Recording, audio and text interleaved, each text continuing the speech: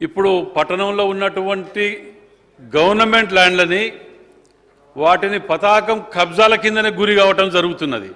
వాటికి మన అత్యవసరంగా కనుక మనము కాంపౌండ్ వాళ్ళు పెట్టుకొని చేయకపోతే వీటి కబ్జాల వలన ఉన్నది పోయే పరిస్థితి ఉన్నది అధ్యక్ష. మరి దీనికి నలుగురు మనం చెప్పవలసిన వాళ్ళ నాయకులమే వీటిని కబ్జాలు పెట్టుకుంటూ పోతుంటే అతి భయంకరమైన సిచ్యువేషన్ అధ్యక్ష. వరంగల్ పరిధిలో గతంలో టీఆర్ఎస్ ప్రభుత్వంలో ఓ జీవో ఇచ్చింది అధ్యక్ష. ఇది ఇన్ఫర్మేషన్ యాక్ట్ తీసుకున్నది అధ్యక్ష, మేమేం తయారు చేసింది కాదు.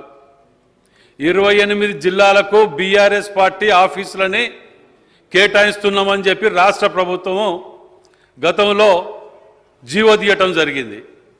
దాంట్లో భాగంగానే వరంగల్లో కూడా ఇది ప్రొసీడింగ్స్ కలెక్టర్ గారు ఇవ్వటం జరిగింది అధ్యక్ష. ప్రొసీడింగ్స్ ఇస్తే దానికి టీఆర్ఎస్ వాళ్ళు బీఆర్ఎస్ వాళ్ళు చాలని కట్టినరు.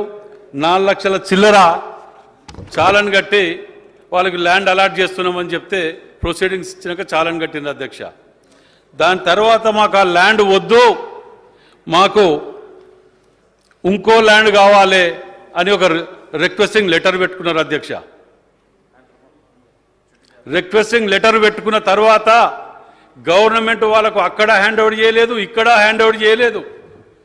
కానీ టీఆర్ఎస్ ఆఫీసు కట్టిపారేసింది అక్కయ్య అధ్యక్ష. ఇక్కడ టీఆర్ఎస్ ఆఫీస్ కట్టేసింది అధ్యక్ష. దీనికి మరి పర్మిషన్ ఉన్నదా? పర్మిషన్ లేదు. 5-6 ఏళ్ళకి 8 ఏళ్ళకి హౌస్ ట్యాక్స్ లేదు, ఏది లేదు.